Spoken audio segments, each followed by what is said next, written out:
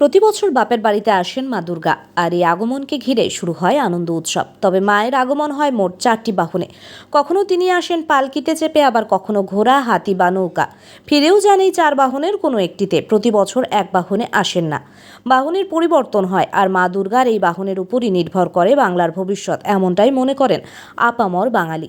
এবছর মায়ের আগমন কোনো বাহনে, তা জানার আগ্রহ তাই অনেকেরই।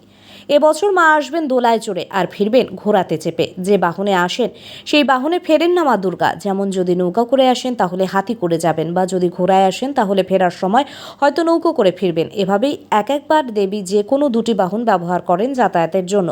মায়ের এই বাহন বাংলার ভূত ভবিষ্যৎ নির্ধারণ করে, এমনটাই জনশ্রুতি। মায়ের এই 4 বাহন ভিন্ন ভিন্ন অর্থ বহন করে। একটু ভেবে দেখলে আমরা দেখতে পাই যে এই বাহনগুলি প্রত্যেকটি কিন্তু আসন্ন সামাজিক, প্রাকৃতিক এবং রাজনৈতিক দিক নির্দেশিত করে। দেবী দুর্গা আগমন প্রত্যাগমনের বাহন তিথি নক্ষত্রের বিচারে নির্দিষ্ট হয়।